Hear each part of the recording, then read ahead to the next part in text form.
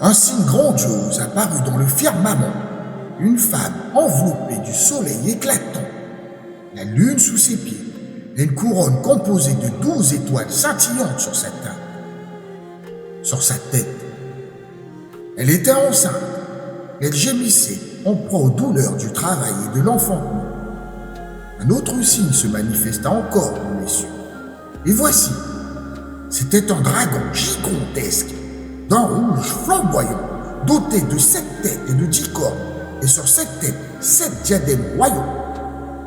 Sa queue balayait le tiers des étoiles célestes, les précipitant sur la terre. Le dragon se posta devant la femme qui allait enfanter, prêt à dévorer son enfant dès sa naissance. Elle donna le jour à un fils, destiné à gouverner toutes les nations avec un sceptre de fer inflexible. Son enfant fut soudainement enlevé vers Yahweh et vers son trône céleste. Et la femme s'enfuit dans les régions désertiques où Yahweh lui avait préparé un refuge, afin qu'il y fût sustenté pendant 1260 jours. Alors éclata une guerre dans les cieux.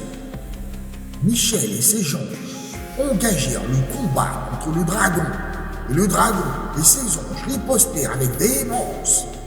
Mais ils ne purent prévaloir, et leur place ne fut plus trouvée dans le royaume céleste.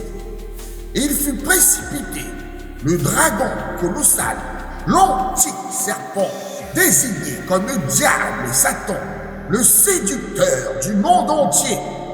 Il fut jeté sur la terre, et ses anges furent précipités avec lui. Et j'entendis dans le ciel une voix puissante qui proclamait: maintenant sont venus le salut, la puissance, le règne de notre Yahweh et l'autorité de son Christ, car il était précipité, l'accusateur incessant de nos frères, celui qui les incriminait devant notre Yahweh jour et nuit. Ils l'ont vaincu grâce au sang rédempteur de l'agneau et par la puissance du témoignage qu'ils ont rendu. Ils n'ont pas chéri leur vie au point de redouter la mort. C'est pourquoi, réjouissez-vous, cieux majestueux, et vous qui résidez en gloire. Malheur à la terre et à la mer, car le diable est descendu vers vous, animé d'une fureur terrible, sachant que son temps est compté.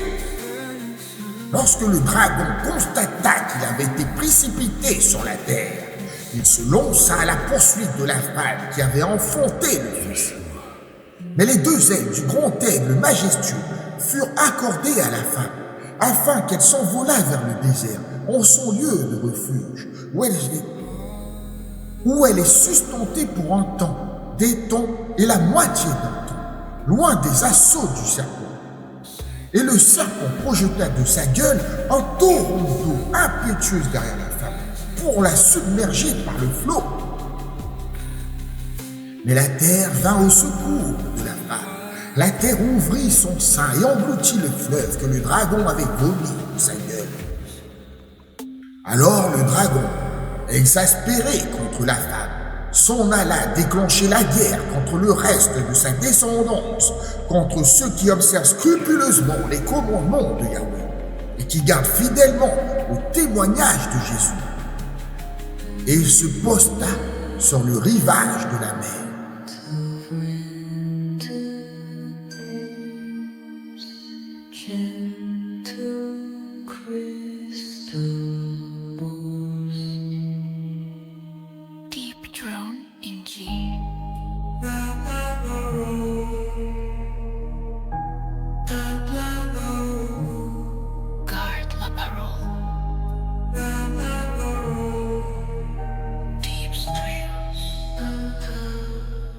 Yeshua.